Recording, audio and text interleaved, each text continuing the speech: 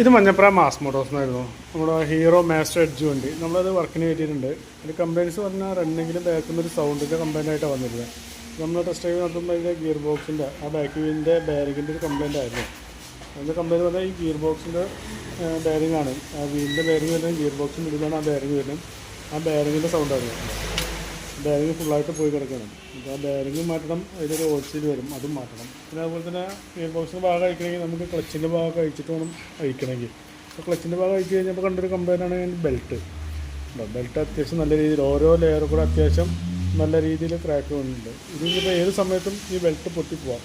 Belt മാറ്റിയില്ലെങ്കിൽ നമുക്ക് വഴിയിൽ വിടാൻ ചാൻസ് ഉണ്ട് കേട്ടോ. അപ്പോൾ ബെൽറ്റ് കൂടി നമുക്ക് മാറ്റി കളയേണ്ടി വരും. അതുപോലെ ഗിയർ ബോക്സിൻ്റെ ബാരിങ് അതിൽ ഓയിൽ വരും. പിന്നെ ബാക്കിലെ ബ്രേക്ക് ഷൂ നമുക്ക് മാക്സിമം ആയിട്ട് ബാക്കിലെ ബ്രേക്ക് ഷൂ ആണ് പിന്നെ മാറ്റേണ്ടത്. അപ്പോൾ അത് ചെയ്ത് വരുന്നതിനുള്ളൊരു എസ്റ്റിമേറ്റ് പറയാം. നോക്കിയിട്ടൊന്ന് റിപ്ലൈ ചെയ്താൽ മതി. ഓക്കെ.